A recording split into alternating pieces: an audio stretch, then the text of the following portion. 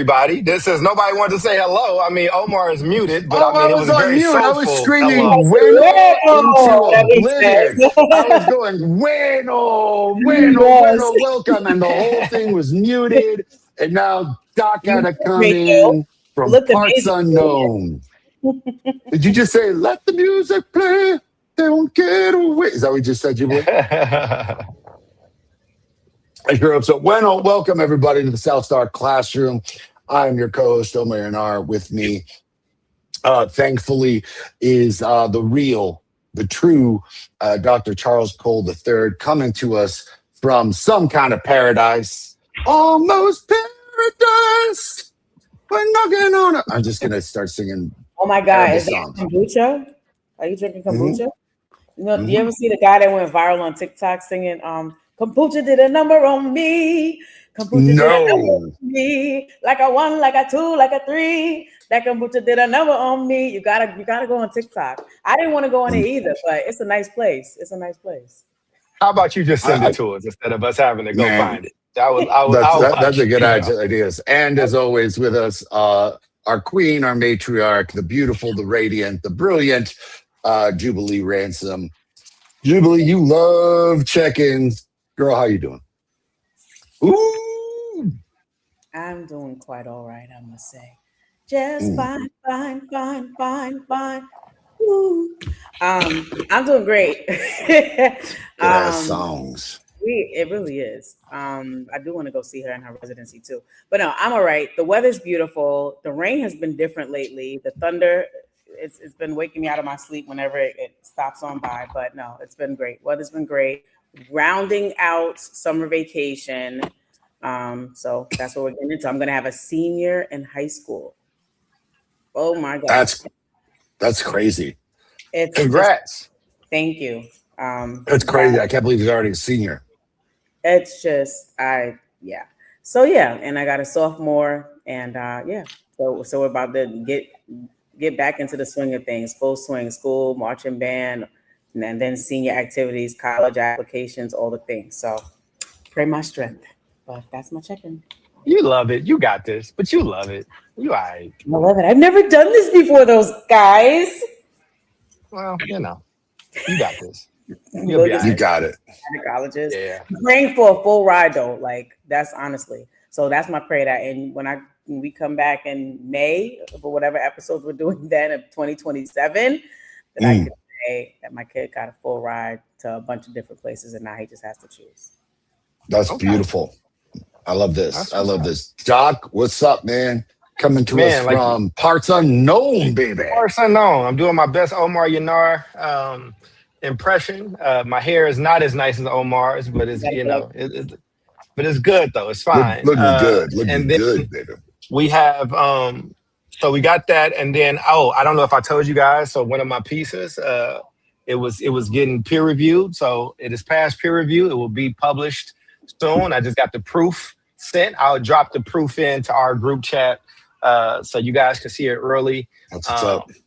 but congrats. yeah, Omar likes to call me the real doctor. So as a real doctor, I have to publish academic pieces in peer-reviewed Yes, journals. So this is I'm doing that, and it's a beautiful I'm in thing. my little getaway that I take every year. I'm working just as much here as I was there, but I'd rather work with the ocean looking at me with a warm ocean. It looks So so I'm beautiful. good.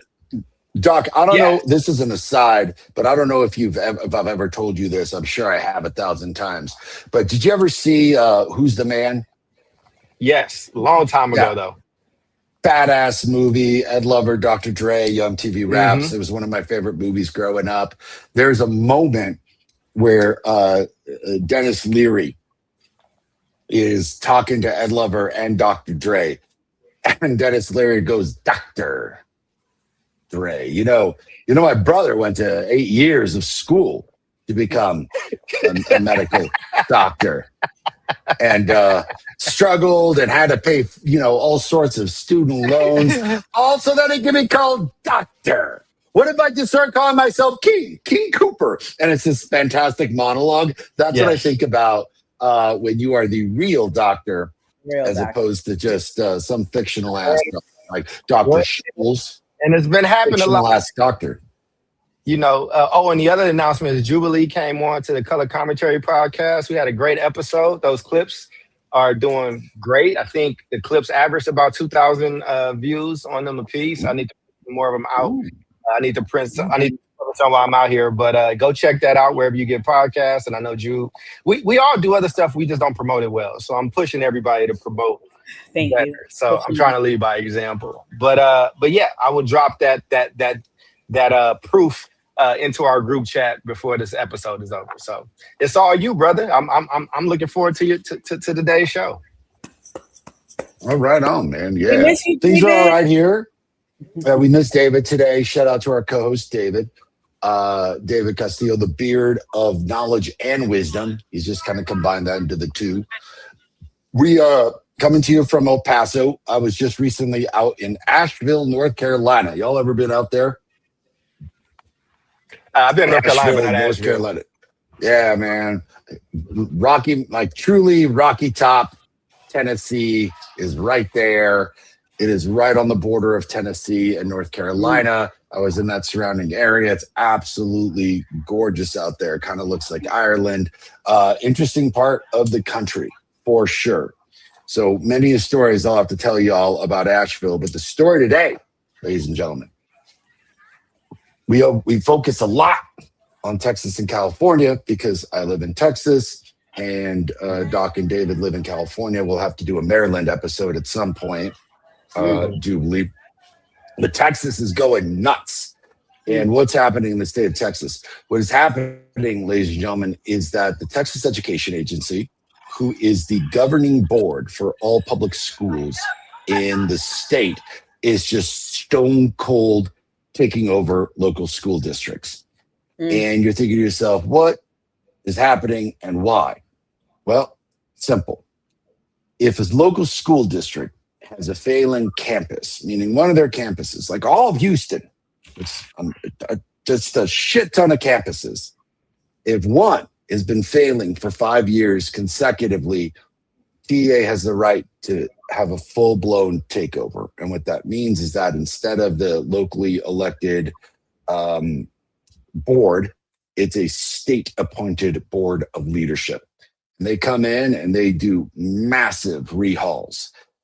So in Houston, it's a notable example. A guy named Miles Morales came in, and we're talking massive overhaul, principals, teachers, curriculum. He runs a charter organization, and they're basically implementing the strategy that he was using in his charter organization to help bolster scores. But we're kind of getting to a point where there's a lot of school districts that have been taken over. So we're talking about 5 thus far, bordering on 7. And the reason that this is interesting is because Texas is a very kind of like non-government intrusive, locally owned, the least amount of government intervention is the best policy. And they're aggressively taking over a ton of school districts. Now, I think it's not just about the struggling schools that are getting taken over. I think it really starts boiling down into like who should have the power to decide how a community's public schools are governed. So this is a big episode. And I'm sad David's gone because we often get into this conversation about, is this like a local thing, a parent thing, or a state thing?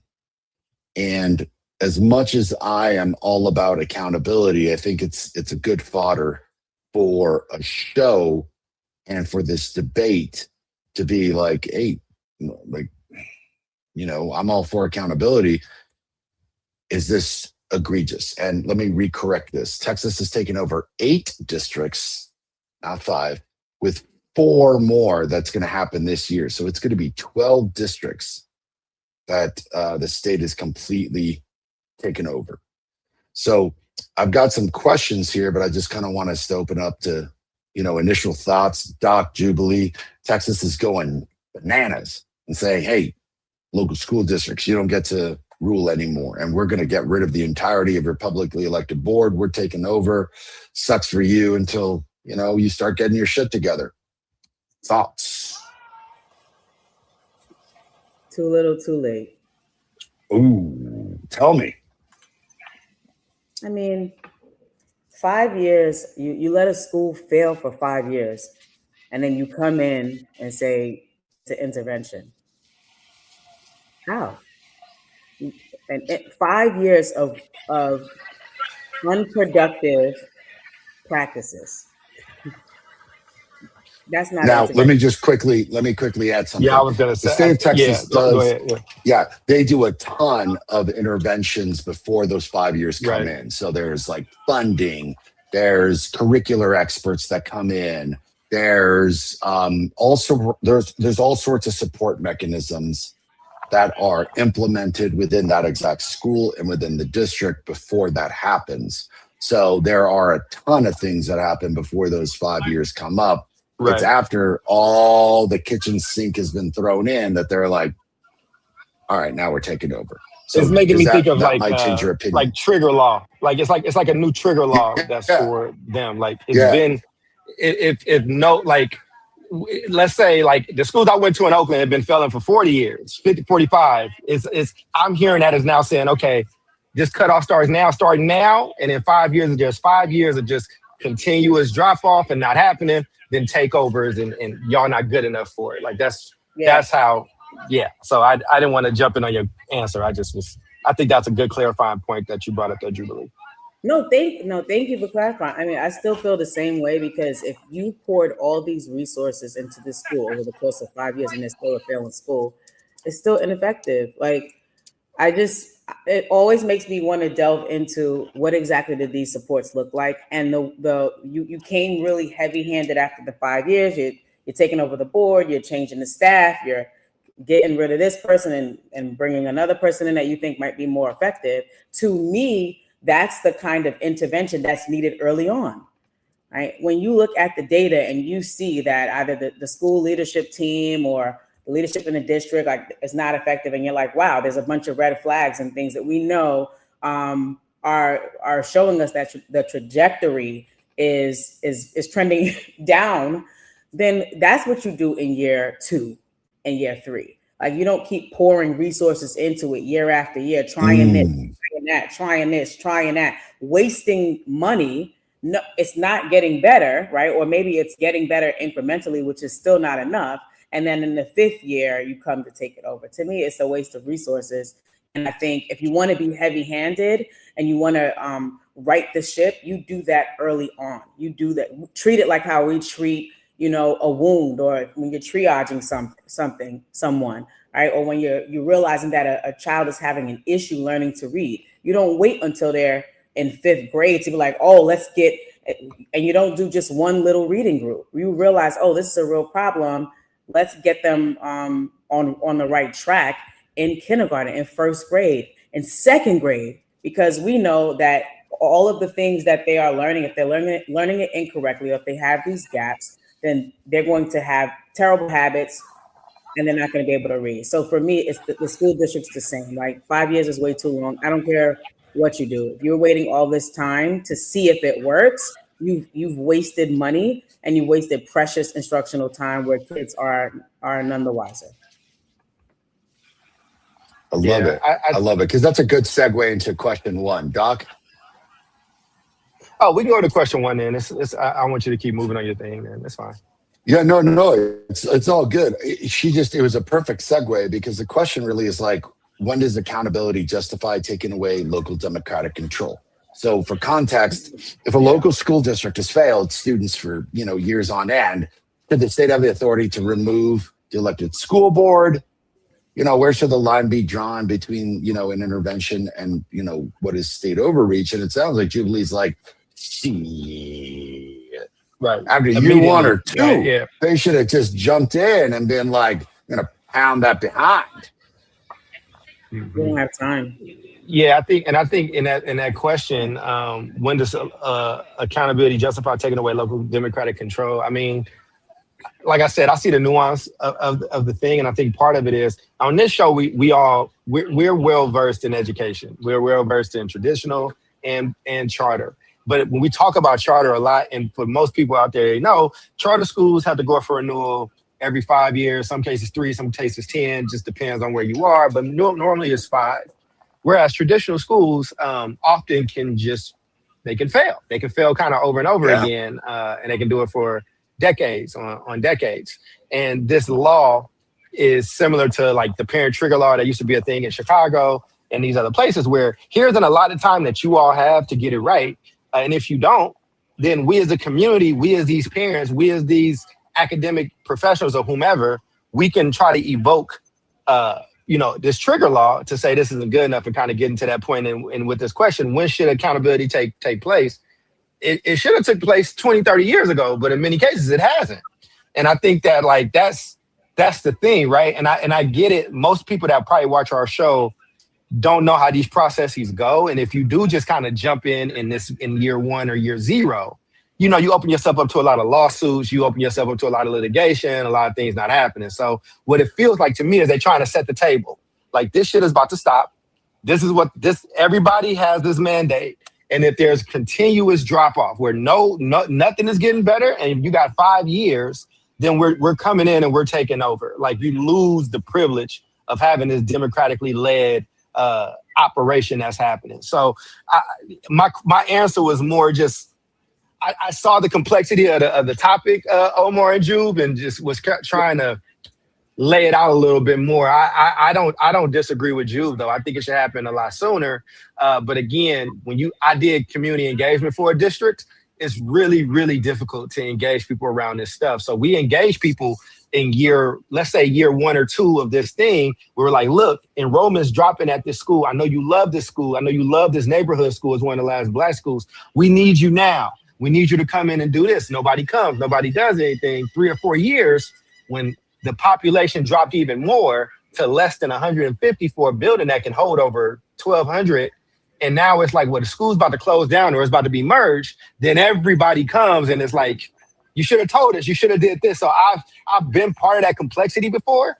And I know this is going to be a very complex situation that Texas has on its hands. I think the one difference between Texas and California is that the government and the governmental structures in Texas don't really give a fuck as much. And what I mean is they're okay with being the bad guys in that case, and things are going to play out. I don't know if that play out is going to be good or bad, Omar. I don't know the players. I don't know, what the barriers are. But that's my non-committal answer to a very complex, nuanced question. Man. Look, I think you and Jubilee had good ass answers because, I love this conversation because I'm not even I don't think I have an answer. And I love it when I don't have an answer, meaning just kind of pulling the veil behind. When we do our shows, I often have an opinion. I often have an idea about what I'd like to do. And I actually this is badass because I'm actually kind of hearing you all out and being I don't even know where I stand on this one. Because on one end, and Bill brought up a really good point that I was thinking about, which is does Texas even have the bandwidth? So Bill, what happens is that ultimately the state of Texas will appoint what's considered to be a board of regents, right? A board that is going to be in a school district that will take over, appointed by them, that reports directly to them for 5 years. And that board is tasked with directly implementing what TEA, the Texas Education Agency, has mandated for the district and the schools and everything else. So on one end, there's this really set level of accountability. On the other end, it's interesting to be what's the end game here? Is it accountability? I mean, is it going to work? Our score is going to go up. Is this just driving kids and parents out of, say, an urban school district and into some of the, corresponding suburban school districts? Is this driving those teachers out? I think it's going to take a few years for us to really see, is this going to be towards the benefit of students and results, or if this is going to be the lack of benefit. But it is quite interesting because I think if you are a staunch supporter of publicly elected school boards, which I'll just say vehemently. I'm like, dude, I think that they're corrupt as shit for the most part. I think they don't know. Like, hardly have I met a school board member or seen one in a school district that is up to the task of understanding school finance and the difficulties of financially running a school district. Least of all the curricular and academic aspects of running a school district. Oftentimes, it's just a jumping point for a political career. And, you know, some of the folks that I've known in local school districts and across the state of Texas, like, to say that they are dumb, I think is a egregious statement against dumb people everywhere. Like, these people were inept. So on one end, I'm like, I don't know how I feel about publicly elected boards. But on the other end, people are like, hey, this is are we losing democracy? And that's what kind of like triggers me a little bit, because it's like, dude, are we getting into like more authoritative, totalitarian state type shit? Or have we always known that the state should be there to provide that level of accountability? Yeah, I think anytime it's you're a talking conundrum about for me. democracy, anytime you're talking about democracy, and I'm trying to catch it because I know it's people and families walking, so I'm trying to take the camera off if there's like kids or somebody walking or a bathing suit or something. But so It's forgive me not if I that miss anybody, distracting at but all, man. It's fun. well, it is to me because I see the whole thing. I have the whole view, so Yeah. it's just more so kids, not the adults. They don't care. It's just people's kids. But what I was saying was like I think I look at it a few different ways, and I'm answering this sight unseen. So this is just what do I think? Yeah. How am I thinking about it? And I think for me, if I am an elected official, if I'm one of the people that's in charge, I want my record to show that I tried to stop this, that I tried to interrupt these schools failing these people, and I'm making changes. I don't that I didn't just let, and it might come off as like maybe he's just reshuffling, chairs on the deck of the Titanic. And I get that, but it's like somebody got to try something, because I lived through the alternative. I lived through the alternative of this school sucks. It's always sucked. We just gonna blame the students and the parents and poverty, and these kids not gonna have education. So it's like you got to try something.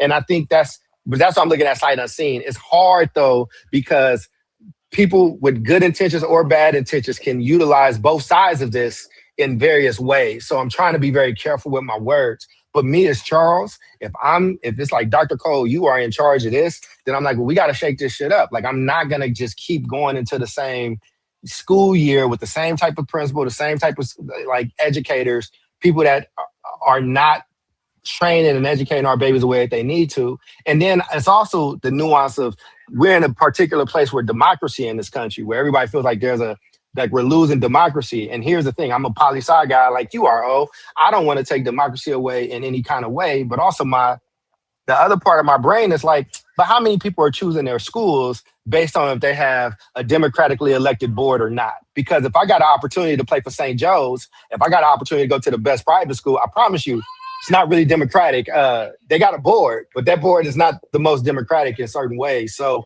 again, sight unseen, I think a community should have the tools and the law on their side in order to fight back. If this school orifice has not been improved in 5 years, then damn it, we need to have some power that we can, one, take the school over, and two, loom over your head for these 5 years that we're watching, and we coming in to change shit if y'all don't get it together. So try something, try to figure something out.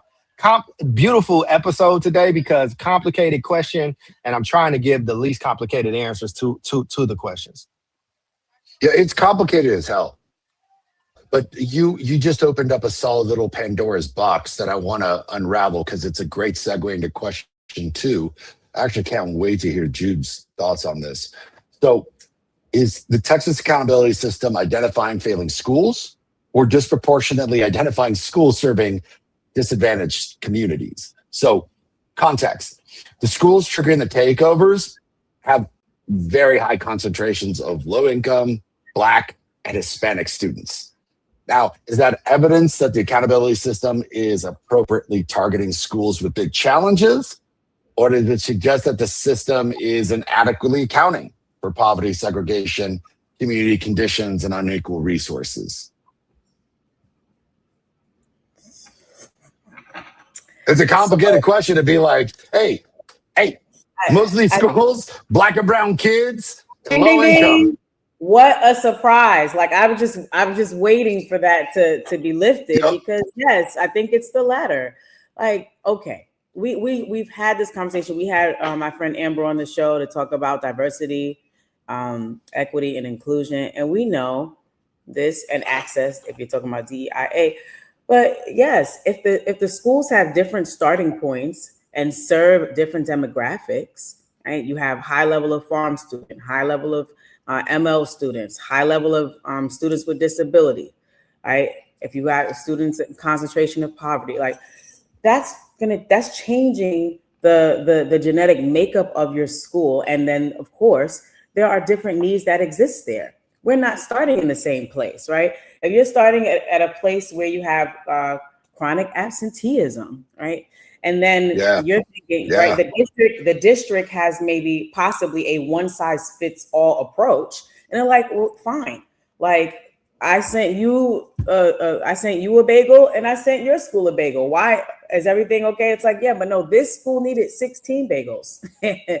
They needed 16. That school only needed one bagel, but you gave them both one bagel. And so of course, when you're looking at, comparing data, comparing outcomes, of course you're going to get different outcomes because the schools had different needs, they had different starting points, and their needs were not met. Their needs were not met. And so when I'm hearing that, to you and Charles's earlier point, that there's an influx of support and there's an influx of funding and intervention early on. Yeah, I get that. I hear that.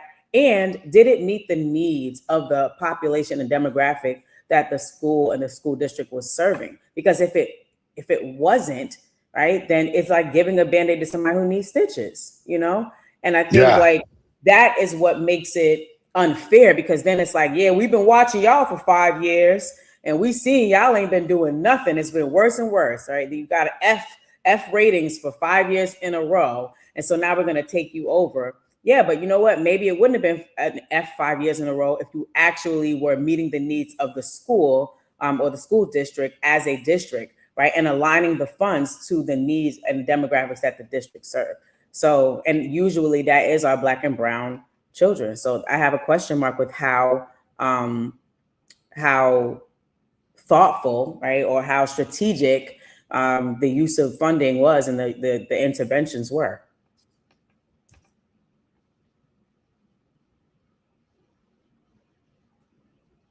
Yeah, I've got some thoughts on that one. Like, I'm with you. I thought the one bagel, 16 bagel is a really good metaphor, and it's tough because the state of Texas, I think, has done a decent job, because I'm part of that accountability system, to try to figure out and account for the difficulties imbued in low income work. And especially when they're doing the calculation of the schools as it pertains to students that are, usually disadvantaged, Title I and whatnot. However, I don't know if they are providing, and I sincerely doubt it, the kind of year one, you need 16 bagels scenario, as opposed to like, we're going to grade you a little bit differently than how we're going to grade, the high income schools.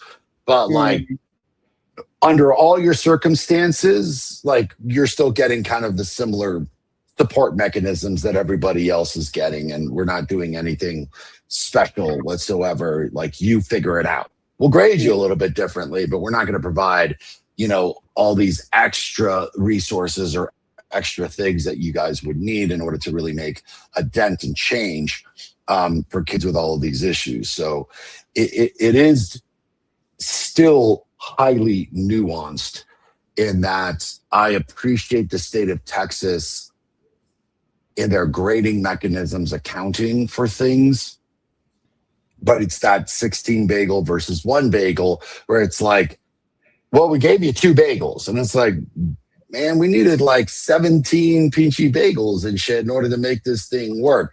Doc, I don't know if you've got some thoughts on that from what you've seen in California, but it also just, it seems like it is, I don't want to say coincidental because, like, hey, we've been here before. One end of me is like, well, like, they've been failing black and brown kids for a long ass time. So maybe they should get that strict hand and get it figured out so that they can serve those students. On the other end, it's like, Charles, you're on should you mute. have been serving those students from year one? Yeah, no, thank you, Jude. I was kind of just thinking out loud. I'm glad I was on mute because I would have been interrupted. I think I worked on this specifically. So like I know a little bit. I'm not trying to say like I'm all knowing and shit. I'm just saying I've been in it and seen it kind of play out in different ways. And what we did is we have these things called Z scores. Wait, you ain't in Oakland, Yoda but and we're- shit? No. But we have Z scores in Oakland for these specific things of like, if you're zoned here, if your school is here, these are the other factors that you got to take in. And to be honest with you, I mean, our per pupil number was ridiculous. It's really high. And then what happens is you come up and, all we're also talking about a bunch of districts that's about to be insolvent as well. You got limited resources, and where those resources go are important. And at the same time, I've been in a system where we prioritize the schools with the most need, try to get the best staff and things like that there. And in some of those places, we still didn't have the right leader. We still didn't have the right person. And I just think you got to give parents and communities an opportunity to fight. I think that people will I think when Jubilee says it, I believe her and I trust her because I know her and I know her heart and I know her spirit. I think people in office will use that's doing very well and their kids are in great schools and they got a lot of options. They will use that to kick the can down the road and get reelected. And they will put up with things for other people's children that they won't put up with for their own. And I think that in that case, I don't think that you get to say that statement unless your kid is in one of those schools where we're trying to get it going.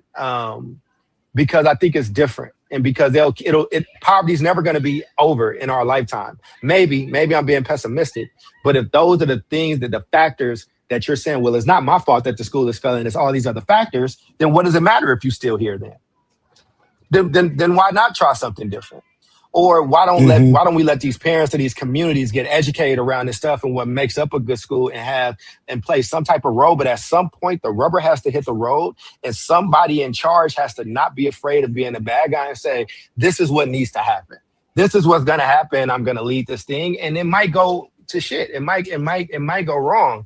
But again, as somebody who went to a famous school, a school that Huey P. Newton went to, and in his book, he famously starts out the book of revolutionary suicide. Before you get to chapter 1, there's like a page before the book starts that says, basically, I would never leave my kids up to the Oakland public school system. And so I believe I fall more into that camp. I'm more of then go build what you want. I'm more of a go out there and go try and go see. And I think that there are people in Texas that are asking for this on some level. Now, who are those people? Where do their ideologies fall? Does my answer change? Does my feeling change if they are white instead of black, if they are Republican instead of Democrat? Or do I keep that same energy? I think parents get to pick.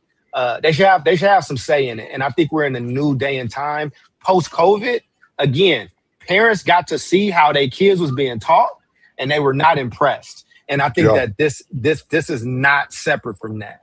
So I want to give good answers, but I want to be thoughtful and not be flippant with what because I've seen it. You know what I'm saying? I've lived through it on some level. So I have what I would have said before I went through it with where I am now and still having my belief system.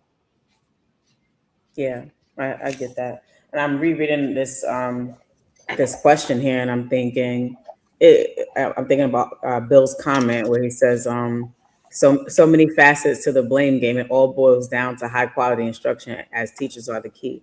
Right? And I would add to that, like, it's the principals that are the key. It's the superintendents that are the key, right? And being able to ensure that the districts are funded the way they need to be, that schools are funded the way they need to be, but that school leaders and teachers have the space, the time, the opportunity to teach and to provide this high quality instruction. And I think with all the conversation about, the elected officials or appointed officials and all this stuff in the sort of upper echelon of school district worlds, right?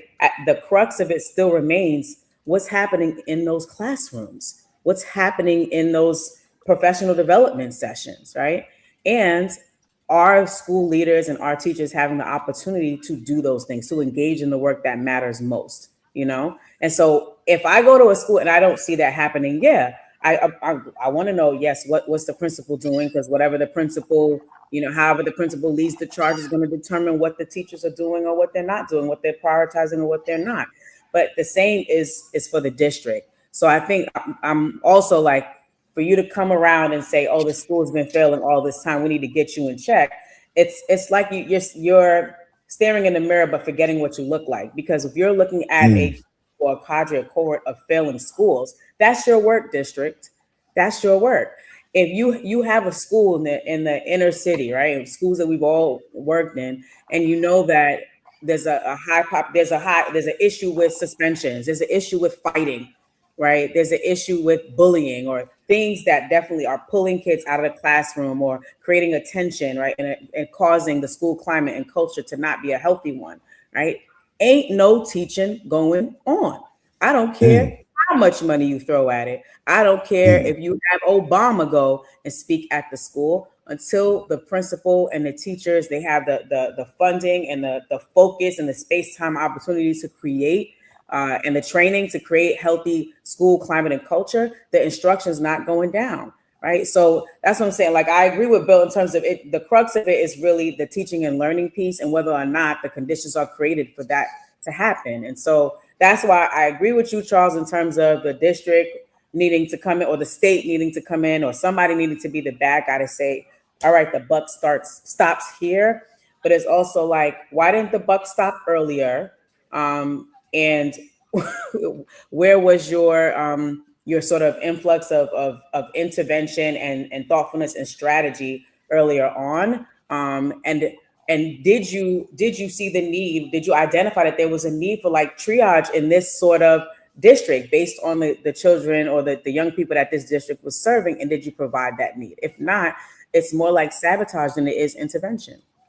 Well, again, I think it's a clarifying point for people listening too. So the state and the district are two different entities. Right. And usually what's happening, you got elections, you have different pressures, you got different things coming up, you got different lists that come out about performance and things like that. Like, oh, Mississippi is now #1 in literacy when they were this, right? And there's pressure if you Gavin Newsom or you whatever, right? So, you know, normally what might happen is there might be a task force or there might be a groundswell from parents. There might be a groundswell from, hey, let me go in and look and kind of see who's doing well. So the state, it's like I said, complicated because funds come from multiple places, right? Like, so there's federal funds that you might be able to claim to, and then there are state funds. States can't always, there's a level of governance in these places, but what will happen is you don't have to follow any federal mandate. You don't have to do federal testing. You don't have to do any of that stuff. You just won't be able to collect any of this money, and you might need this money. So I think where states are getting this is like, look, we keep reading about how we can't read. We keep reading about how math is down. We keep reading about this stuff. Okay, now we're looking at it. Okay, look, y'all want to do it on your own? And I think it's to kind of what you said, Jude, right? Like, I don't want to be the state coming in and telling you exactly what to do. And I don't have the context and I don't know what's going on. But you know what, Jude? You run that system, you got 5 years. Y'all got 5 years, and then we're going to do X, Y, and Z. Again, I don't know fully I haven't read the full law in Texas, Omar, so I know it probably has clauses and things like that. But just for the basic person that's at home that don't work in education, because this shit gets complicated when you start talking about funding. The other thing is, too, places like California, they are trying to do other things around mental health. They're trying to do things around Black boys or brown boys or Black girls or brown girls or whatever, and bring in these special services. Here's the thing, that all that balloons your fee, all that balloons your fee per student, your per student spending. And so what happens is we start going into receivership, or you're insolvent, and then they'll say, well, you got to take money. You got to take money from, where do we want to take money from? For the class in the back, central office. But people say that and don't realize that those extra services that you asking for, those social services, those feedings, those making sure extra cars and things like that, all of that is a part of that central like budget. So again, I hate being that guy, but I worked in it. So it's like, because there are answers that we want to do and things we want to have. And sometimes people will be arguing against themselves and I know it. So, all right, my kid is black. My kid needs this. These are the things that's going on. There's poverty. There's this. We need these things to happen. All right, cool. We're going to give you those things. And then they be like, well, the superintendent makes $300,000 a year, really dropping a bucket on $1 billion thing. But it's like, well, we got to take money from central office and they don't connect that a lot of times those extra services come down to that. The other thing is principals. Sorry, again, because these are great questions. Principals, there's a menu, a bevy of things that a principal can choose from, but a principal herself has limited funds. So she might be able to, there might be 10 things that's being offered, but she can only pay for these 2 or 3 things. She's making choices and you want to keep some kind of local control and her to have some autonomy. So again, it's also a message to them.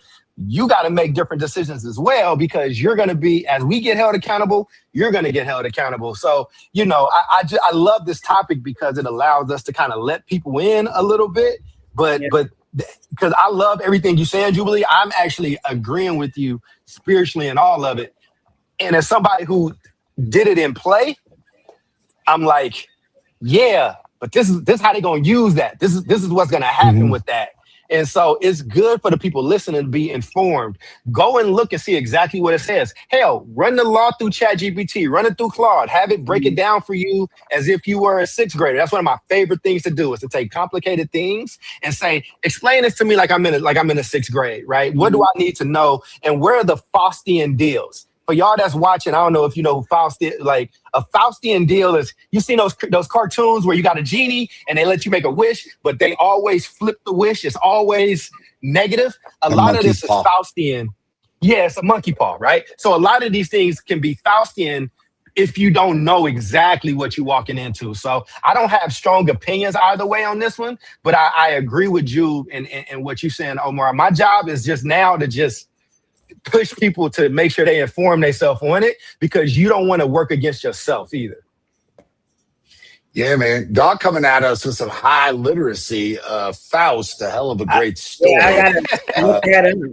About a man who made a deal with the devil, and thus Faustian, making deals with the devil, baby. And that usually involves the monkey's paw. You know, right? Which, like, Rick and Morty did a great job about that. It was like, you know, Obsession just did it. It's the obsession is Faustian. Yeah. Like I want women to like adore me, and then it's so out of control that women are like tearing you apart physically. Or like I want to create the greatest. It's how you treat.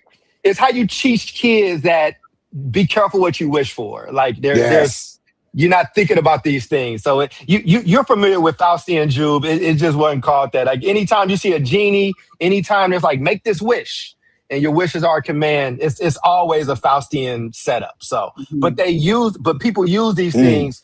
Governments use this stuff against people. So when you look at Brown versus Board, the Faustian deal of it was, hey man, we just want schools that's equal and our kids got what they need. The Faustian bargain was, but now you about to lose all your black teachers. They all gone. And they're never coming back.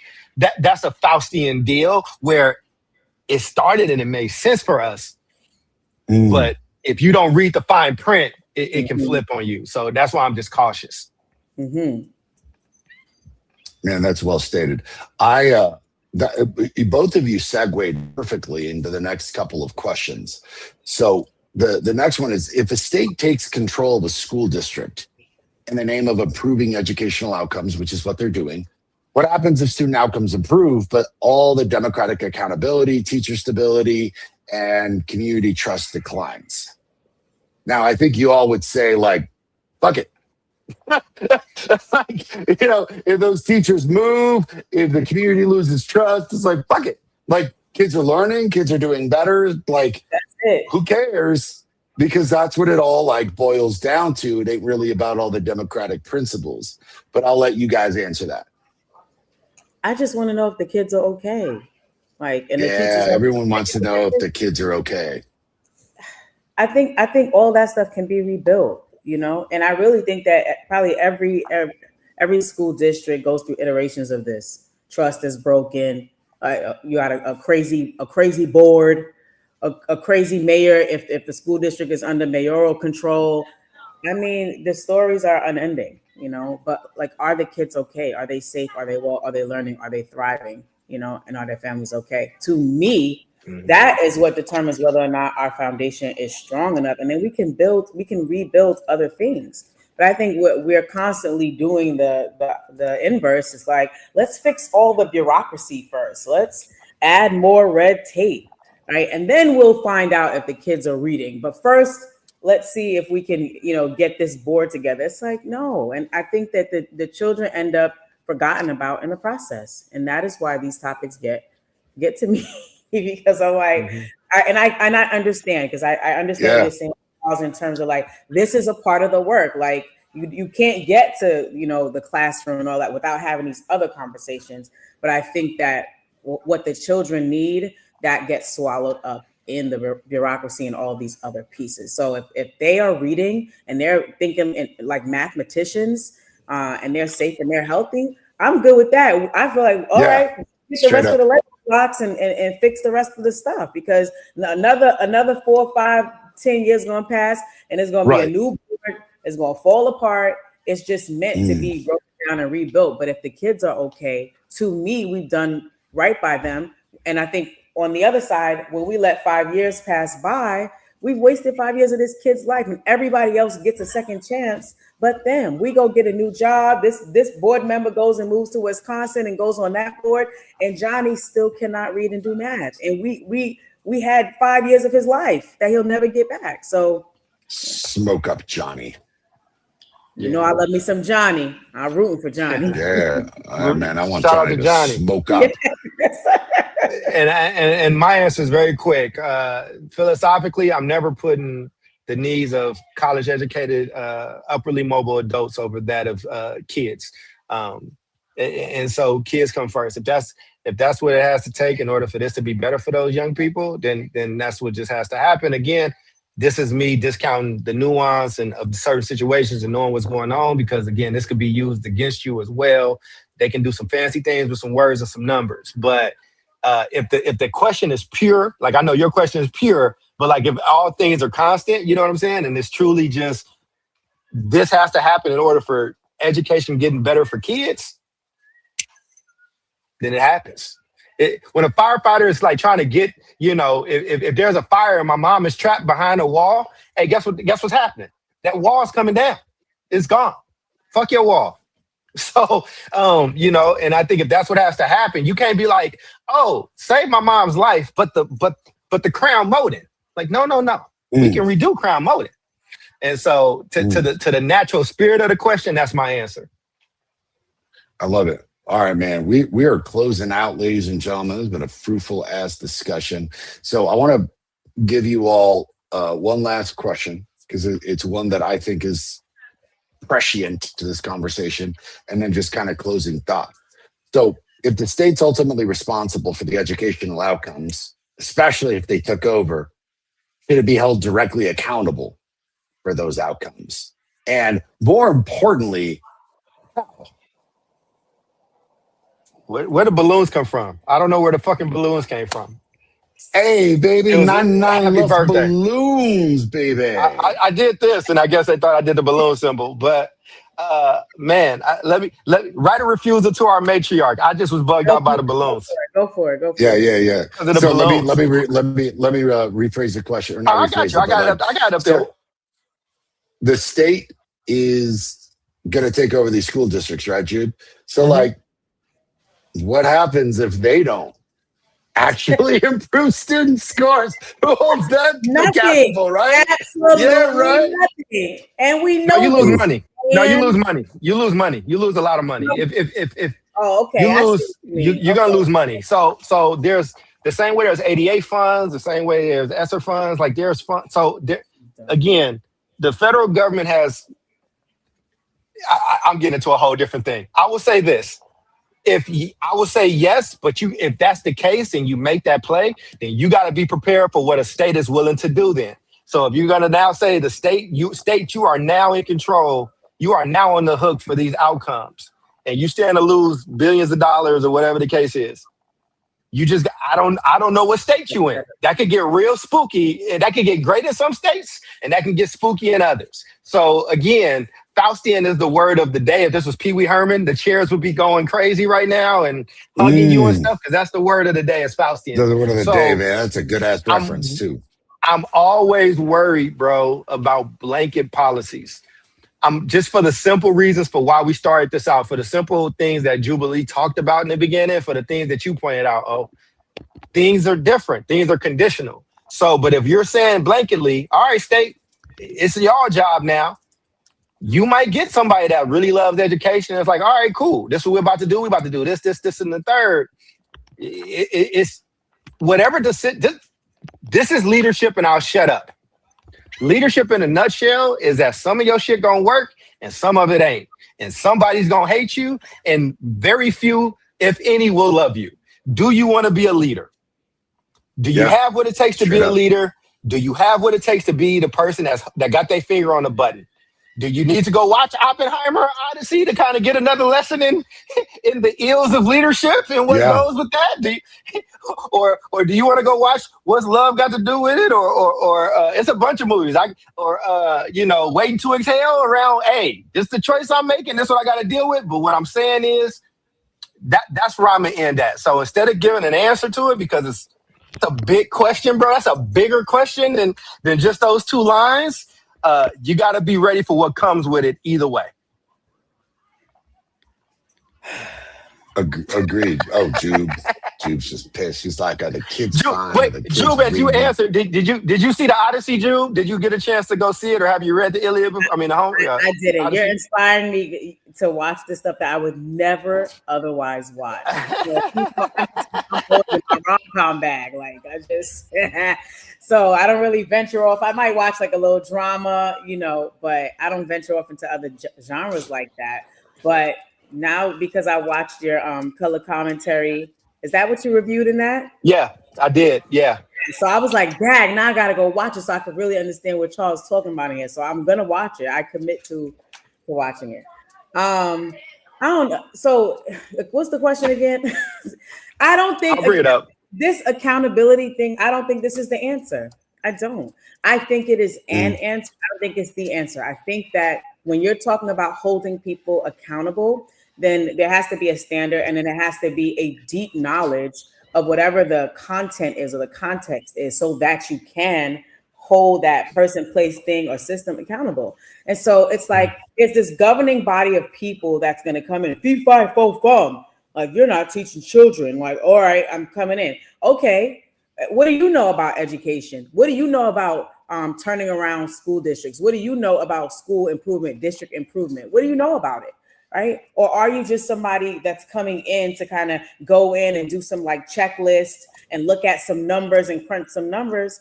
Like, what we need people who understand how to improve school districts, people who are content area experts, people who are leadership development experts, So again, my question always goes back to, yes, I heard you. They provide interventions, they provide all of these supports, but is it targeted? Is it aligned to what the needs are? Because, and are these experts and people who are known in our field, in the landscape of education and leadership, that get results? Like, so I think it's a farce, like accountability, like somebody coming and checking in. This is not designed to intervene or to really turn anything around. And I think if we had people that were badass, a school wouldn't make it to 5 years after having several interventions. Right. And still sucking. Like, what is that, So I just think that there's a whole, there's a bunch of other layers to that I would want to dig into to see how could you be getting so much support, so much attention, and you're still failing every single year. Like, so I don't, and let me actually answer the question. So yeah, I also think that is silly, right? Like, yes, should the state ultimately be responsible for educational outcomes? I suppose if you said you were going to take over the school, if you say you're doing anything that impacts children and their ability to read, write, learn, think critically, be mathematicians, of course you should be held accountable. But like, what does that look like? And then you can lose, to Charles's point, you can lose money. So now we have $5 to run an entire district. How will we improve with that? So I don't see how that is helpful, or like this accountability invasion is helpful. I haven't seen where it's been helpful. Now I'm sure that there's probably some districts out there or something historically that has worked. But across the sector, I haven't seen it. I have seen where community schools, right? That's the office that I work with now.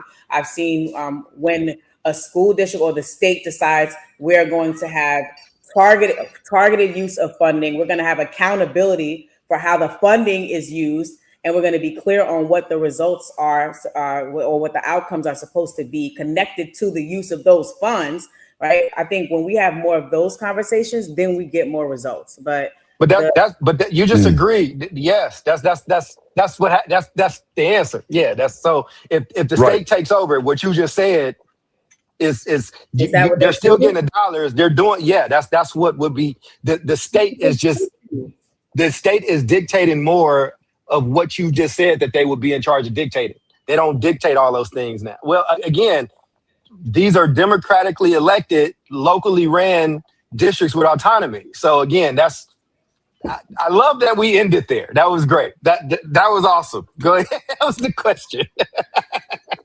Go ahead and make the point. I love it. Yeah, man. Well done. That is what accountability would be, though. Accountability would say, "Hey, y'all had the bread. We don't trust you now. So you still got all your money. And by the way, this is the most we've ever spent in the United States on per pupil for education ever, since this experiment started. So now you've had that autonomy. All right. Well, now this is where it got to go. This is what the experts are saying. They're going to go get Gloria Ladson-Billings. They're going to go get. They get all those people. So all our favorite educators, a lot of them are in California and New York.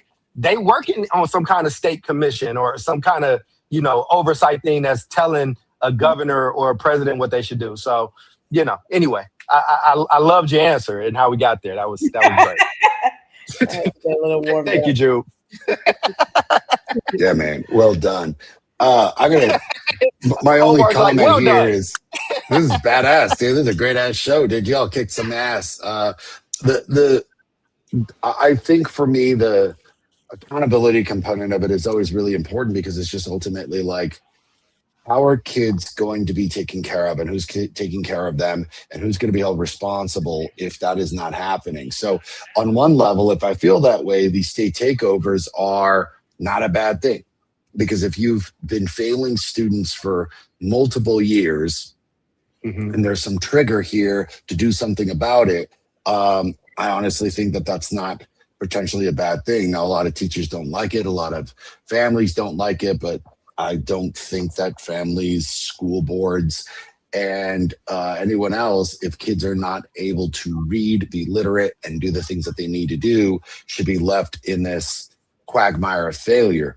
I thought Bill's comment was really astute, as in like superintendents and leadership should be master teachers. I'm a big believer in that. I love that. And those are the people that I promote to leadership, is people who have been master teachers because they have an understanding of what the curricular needs are. And then we tie everything into that. I don't think that most superintendents are master teachers. They're oftentimes politicos.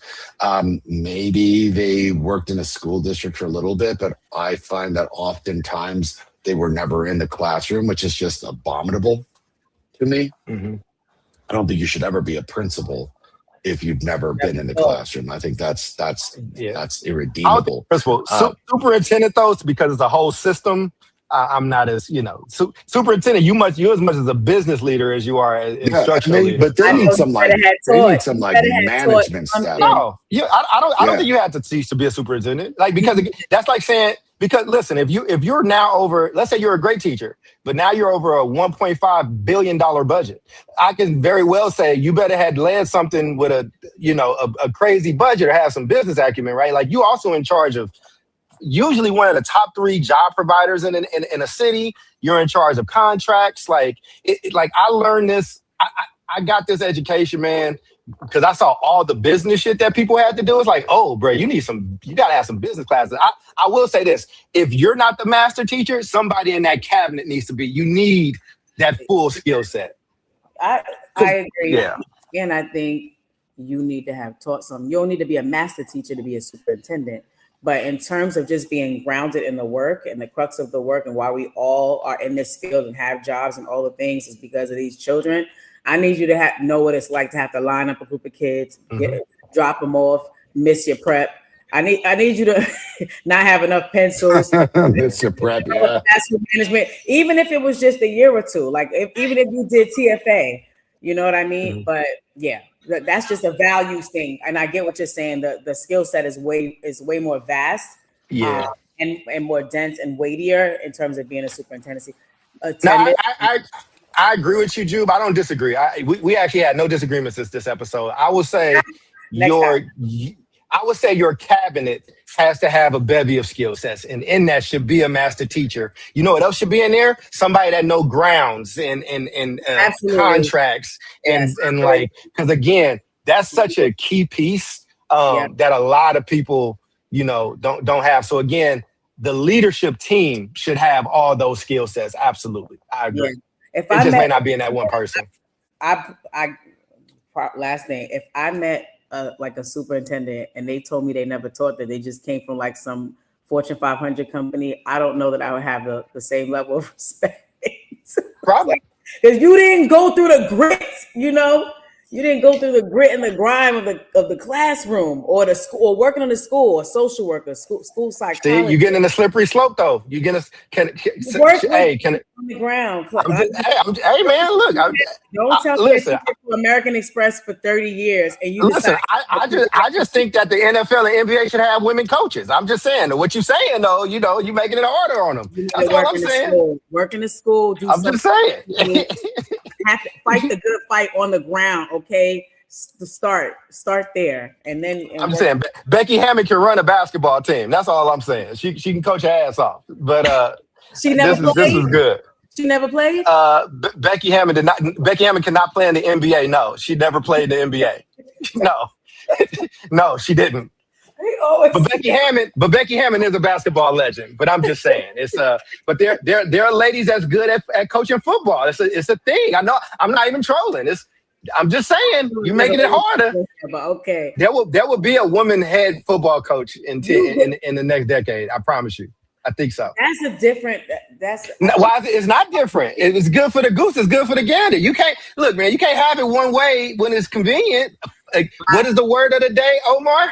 I'm not saying that I'm not saying that you can't do one without the other. I think it makes you more grounded, more relational, and I hear you. Effective when you've had that experience in your background. That's all. Hey, look, I ain't got no problem with a superintendent being a great teacher. I'm just saying, be careful on them overall riches.